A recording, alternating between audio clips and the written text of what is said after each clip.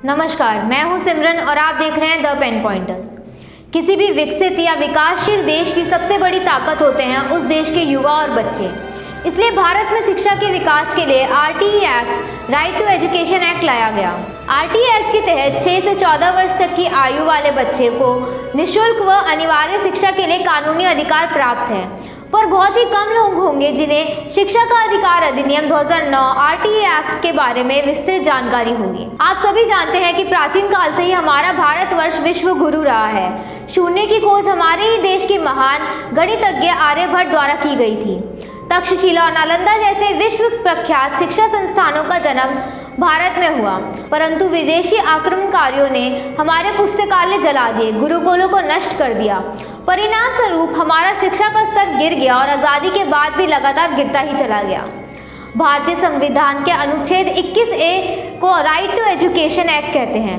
इस एक्ट के अनुसार 6 से 14 वर्ष तक की आयु वाले बच्चे को निःशुल्क तथा अनिवार्य शिक्षा के लिए कानूनी अधिकार प्राप्त है। निःशुल्क एवं अनिवार्य बाल शिक्षा का अधिकार यानी आरटीई अधिनियम 2009 भारत सरकार द्वारा नागरिकों को प्रदान किए गए 6 मौलिक अधिकारों में से एक संस्कृति और शिक्षा संबंधी अधिकारी के अंतर्गत लागू किया गया एक प्रावधान है।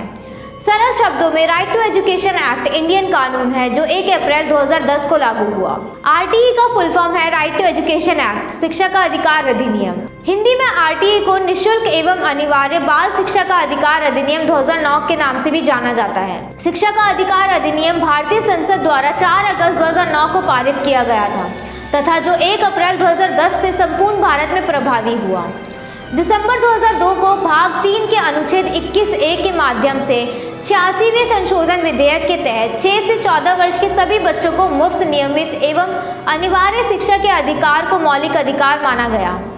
भारतीय संविधान दुनिया का सबसे लचीला और विस्तृत संविधान है। राइट टू एजुकेशन एक्ट के लागू होने के बाद भी उन 135 देशों की सूची में सम्मिलित हो गया है भारत, जहां बच्चों के लिए अनिवार्य तथा मुफ्त शिक्षा का प्रावधान है।